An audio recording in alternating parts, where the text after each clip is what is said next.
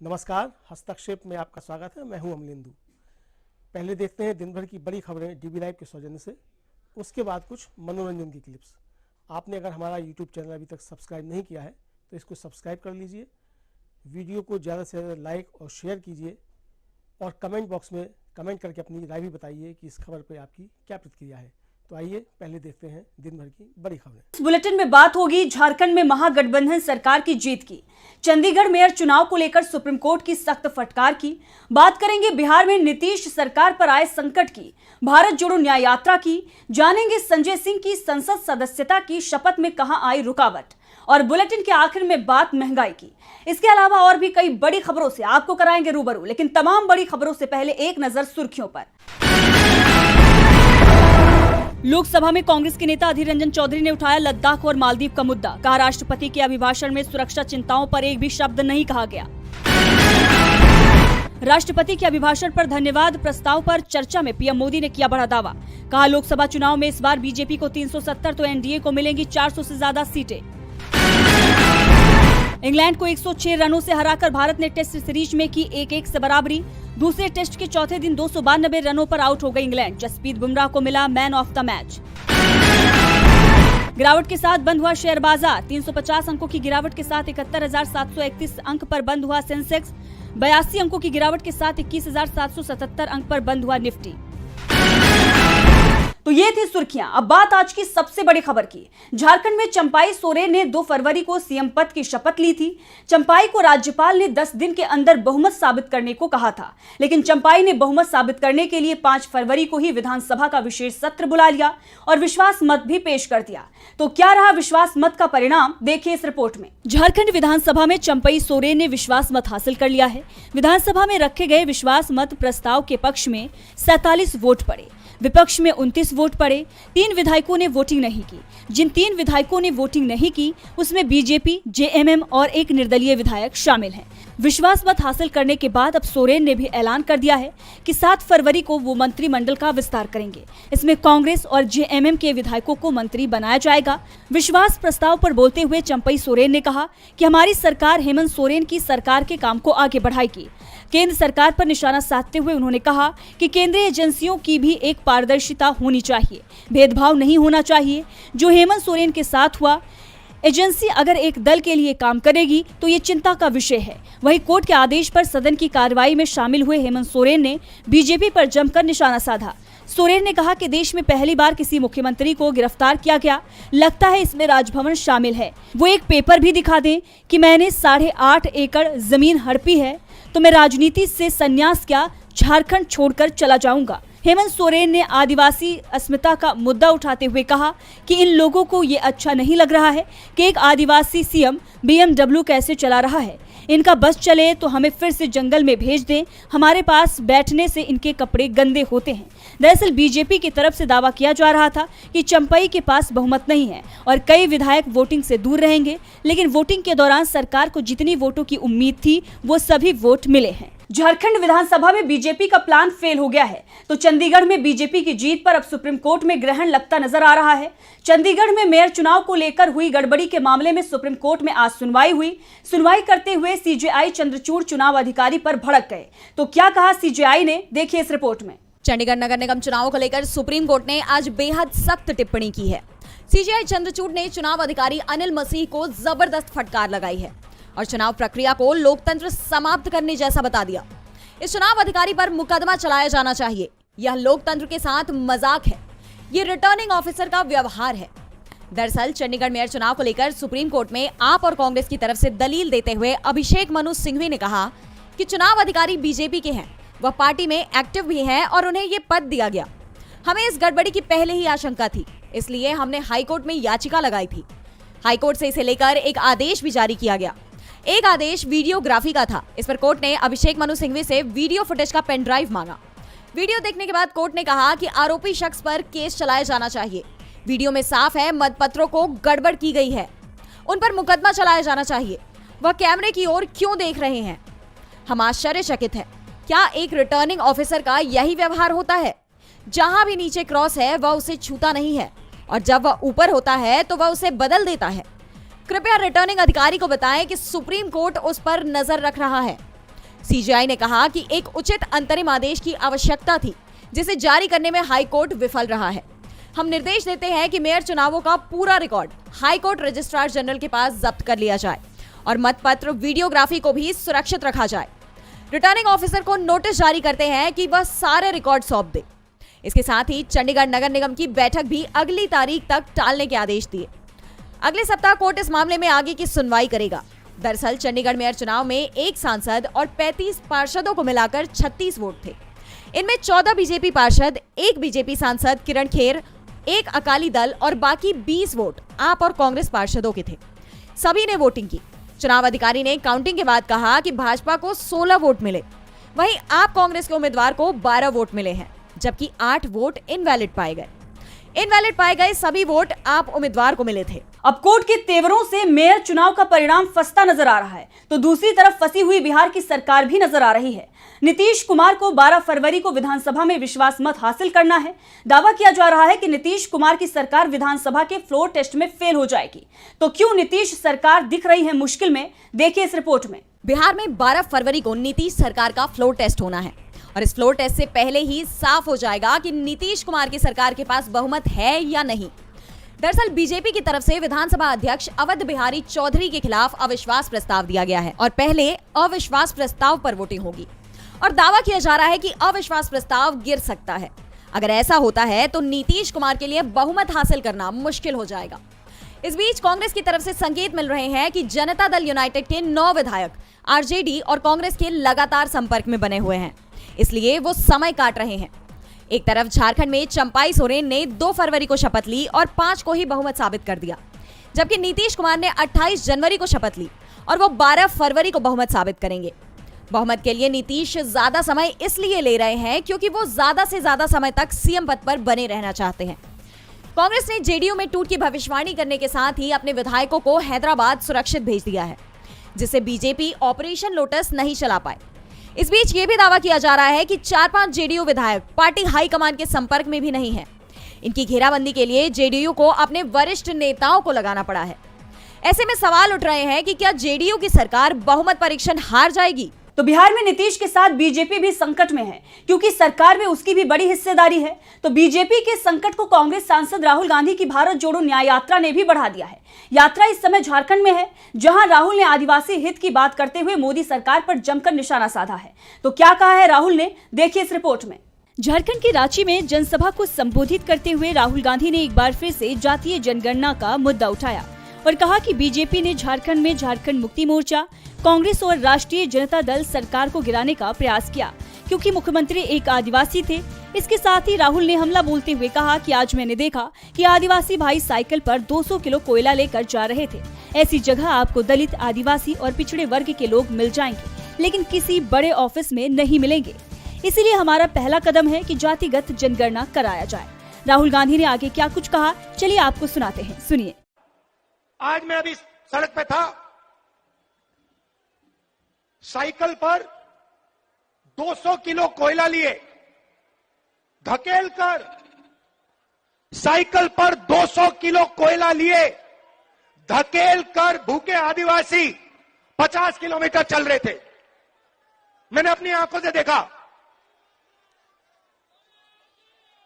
वहां पे आपको आदिवासी मिल जाएगा, वहां पे आपको दलित मिल जाएगा, वहां पे आपको पिछड़ा मिल जाएगा, मगर किसी बड़ी कंपनी में नहीं मिलने वाला,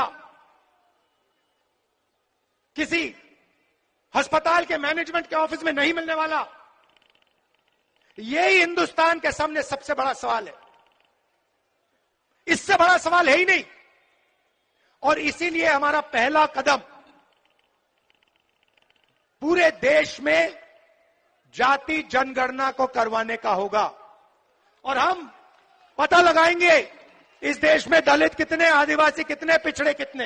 अब जिस तरह से राहुल गांधी जनता के मुद्दों को उठा रहे हैं और जमकर निशाना बीजेपी सरकार पर साध रहे हैं, उससे बीजेपी की मुश्किलें बढ़ती हुई नजर आ रही हैं। तो वहीं दूसरी तरफ लोकसभा चुनाव से पहले भारत जोड़ो न्याय यात्रा से मोदी शाह भी टेंशन में नजर आ रहे हैं। झारखंड में चंपई सोरेन की फ्लोर टेस्ट में जीत हुई, जिसके बाद राहुल ने पूर्व सीएम की पत्नी कल्पना सोरेन से मुलाकात की है और बीजेपी के खिलाफ लड़ाई तेज करने का ऐलान भी कर दिया है। भारत जोड़ो न्याय यात्रा की सफलता से बीजेपी घबराई हुई नजर आ रही है। खासतौर पर लोकसभा चुनाव से पहले कांग्रेस की इस यात्रा ने बीजेपी को बैकफुट पर धकेल दिया है। सभी की निगाहें राहुल गांधी पर टिकी हुई हैं, तो वहीं आज निगाहें आप सांसद संजय सिंह पर भी टिकी हुई थी। वो इस समय जेल में हैं। कोर्ट के आदेश पर उन्हें राज्यसभा सदस्यता की शपथ लेनी थी, लेकिन संजय सिंह शपथ नहीं ले पाए। तो आखिर कहां आई रुकावट, देखिए इस रिपोर्ट में। राज्यसभा चुनाव में दिल्ली से चुने गए संजय सिंह राउज एवेन्यू कोर्ट का आदेश लेकर सांसद पद की शपथ लेने की तैयारी कर रहे थे।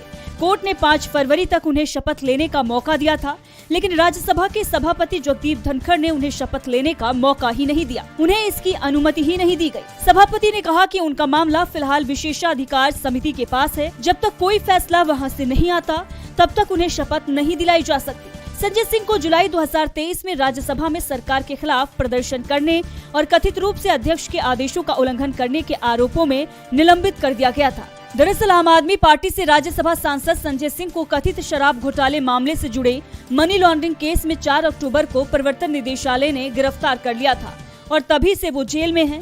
संजय सिंह ने राज्यसभा सदस्यता की शपथ के लिए जमानत मांगी थी। कोर्ट ने उन्हें जमानत तो नहीं दी, लेकिन शपथ लेने के लिए संसद जाने की अनुमति जरूर दे दी। और अब इस मामले को लेकर आम आदमी पार्टी ने जगदीप धनखड़ के फैसले पर सवाल उठा दिए हैं। आप विधायक सौरभ भारद्वाज ने कहा कि संजय सिंह का मामला उनके पिछले कार्यकाल से जुड़ा हुआ था। संजय सिंह का कार्यकाल समाप्त हो चुका है। ऐसे में नए कार्यकाल के लिए शपथ को रोकना संवैधानिक अधिकारों के खिलाफ है। तो चुनाव जीतकर भी सांसद पद की शपथ नहीं ले पा रहे हैं संजय सिंह। आम आदमी पार्टी इस मामले को जनता की अदालत में ले जाने की तैयारी कर रही है। अब लोकसभा चुनाव भी करीब आ गया है। ऐसे में इस मामले को चुनाव में भी भुनाने की तैयारी में आम आदमी पार्टी है और लोकसभा चुनाव को लेकर आज चुनाव आयोग की तरफ से भी सख्त दिशा निर्देश जारी कर दिए गए हैं। तो क्या कहा है चुनाव आयोग ने, देखिए इस रिपोर्ट में। आगामी लोकसभा चुनाव को देखते हुए सभी राजनीतिक दलों ने अपनी कमर कस ली है। 40 दिन के अंदर ही चुनाव का ऐलान हो जाएगा। चुनाव प्रचार के लिए आयोग लगातार दिशा निर्देश जारी करता रहता है और इस बार भी राजनीतिक दलों के चुनाव प्रचार में कई बंदिशें लगाने का ऐलान किया है। लोकसभा चुनाव के लिए आयोग ने गाइडलाइंस जारी की है, जिसके मुताबिक चुनाव से जुड़े किसी भी काम में राजनीतिक दल बच्चों का इस्तेमाल नहीं कर पाएंगे। आयोग द्वारा जारी की गई गाइडलाइन के मुताबिक किसी भी तरीके से बच्चों का राजनीतिक अभियान में शामिल करना, जिसमें कविता पाठ करना, गीत, नारे या बच्चों के द्वारा बोले गए शब्द या फिर उनके द्वारा किसी भी राजनीतिक पार्टी या उम्मीदवार के प्रतीक चिन्हों का प्रदर्शन करना चुनाव के दिशा निर्देशों के खिलाफ होगा। इसके साथ ही इलेक्शन कमीशन ने सख्त हिदायत देते हुए कहा, चुनाव अभियान में बच्चों को शामिल करना बर्दाश्त नहीं किया जाएगा। वहीं बच्चों से प्रचार कराने पर पकड़े जाने पर कार्रवाई के बारे में जानकारी देते हुए आयोग ने कहा कि सभी राजनीतिक दलों और उम्मीदवारों को बाल श्रम अधिनियम 1986 का कड़ाई से अनुपालन सुनिश्चित करना आवश्यक है और ऐसा न करने पर सख्त कार्रवाई होगी, जिसकी जिम्मेदारी रिटर्निंग अधिकारी को सौंपी गई है। Bureau report. और बुलेटिन के आखिर में बात पूजा स्थल कानून पर आए संकट की। देश में धार्मिक स्थलों को लेकर उठने वाले विवादों को समाप्त करने के लिए 1991 में वर्शिप एक्ट यानी पूजा स्थल कानून बनाया गया था। इस कानून के चलते कई विवाद जो देश में बड़े सांप्रदायिक टकराव का कारण बन सकते थे, वो दबा दिए गए। लेकिन पिछले 10 साल में पूजा स्थल को लेकर नए विवाद खड़े कर दिए गए हैं। जो विवाद पहले शांत हो गए थे, वो भी नए सिरे से उठ खड़े हुए हैं और अब तो वर्शिप एक्ट पर ही संकट दिखाई दे रहा है। तो क्या है पूरी खबर, देखिए इस रिपोर्ट में। वर्शिप एक्ट यानी पूजा स्थल कानून 1991 को समाप्त करने की कोशिश शुरू हो गई है। वाराणसी की ज्ञानवापी मस्जिद और मथुरा की शाही ईदगाह पर दावेदारी कर रहे हिंदू संगठनों की तरफ से वर्शिप एक्ट को समाप्त करने की मुहिम शुरू कर दी गई है। इसी बीच बीजेपी सांसद हरनाथ सिंह ने राज्यसभा में इस मुद्दे को उठाते हुए पूजा स्थल एक्ट को खत्म करने की मांग की है। उन्होंने इस कानून को संविधान के खिलाफ बता दिया है। बीजेपी सांसद ने कहा कि कोई भी सरकार किसी भी नागरिक के लिए अदालत के दरवाजे बंद नहीं कर सकती और ये कानून लोगों को अदालत जाने से रोकता है। अब आपको बता दें कि ये कोई पहला मौका नहीं है जब एक एक्ट को खत्म करने की मांग उठी हो। इससे पहले भी संसद में कई सांसद ये मुद्दा उठा चुके हैं। वहीं ये मामला सुप्रीम कोर्ट तक भी पहुंच चुका है, जिस पर आगे सुनवाई भी होनी है। दरअसल पूजा एक्ट 1991 में साफ तौर पर कहा गया है कि आजादी के पहले जिस धार्मिक स्थल का जो स्वरूप रहा है वो उसी तरह रहेगा। उसके साथ किसी भी तरह की कोई छेड़छाड़ नहीं की जाएगी। जिस समय ये कानून बनाया गया था उस समय अयोध्या विवाद सुर्खियों में छाया हुआ था। इसीलिए अयोध्या मामले को अपवाद माना गया था। दूसरी तरफ विपक्ष की चिंता है कि अगर बीजेपी सरकार इस कानून को समाप्त कर देती है तो देश भर में मंदिर मस्जिद के कई विवाद खड़े हो जाएंगे, जिससे देश में सांप्रदायिक टकराव की संभावनाएं बढ़ जाएंगी। वहीं दूसरी तरफ मुस्लिम समुदाय की तरफ से लगातार वर्शिप एक्ट को लेकर कोर्ट में दलीलें मिलता है। अच्छा,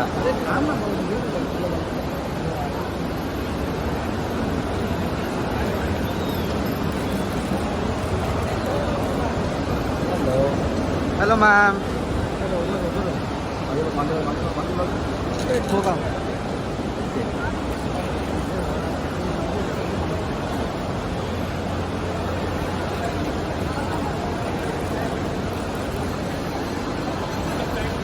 हेलो मुनीर भाई। हेलो भाई। अरे क्या कर रहे हैं? तो आओ ना इधर, उधर ही नाच रहे हो। नाच रहे हो मतलब।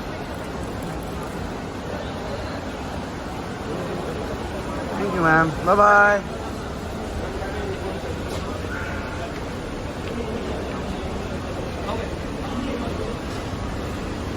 ओ चाचा। अरे ये महेश। अरे रुकिए ना कृति जी। कृति जी यहाँ पे। अरे कुछ नहीं, कृति जी रुकिए। कृति जी एकदम सामने। कृति जी यहाँ पे थोड़ा सा। कृति जी थोड़ा सा अगेंस्ट लाइट है इसकी। बस यहाँ पे देखिए। कृति जी यहाँ पे एकदम सामने। दादा कृति एकदम सामने। कृति एकदम सामने। कृति यहाँ पर। कृति एकदम सामने। यहाँ पे देखो। कृति यहाँ पे एकदम सामने। एकदम सामने। कृति सामने। कृति जी पीछे।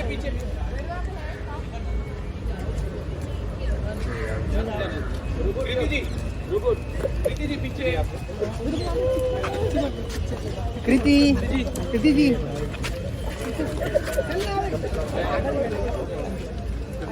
विकास बस करो।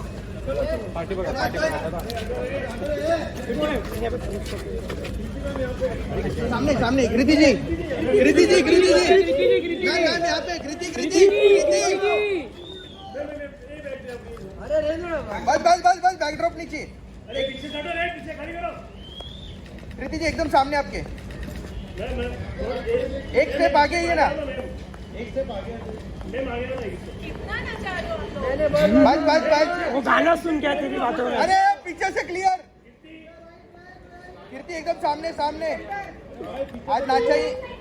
आज नाचने का है।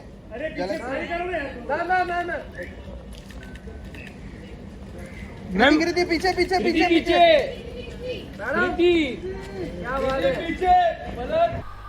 आशा है ये वीडियो आपको पसंद आया होगा। इसको ज़्यादा से ज़्यादा शेयर करें, लाइक करें, सब्सक्राइब करें चैनल को, फेसबुक पेज को फॉलो करें और ज़्यादा से ज़्यादा इसको सब्सक्राइब करें।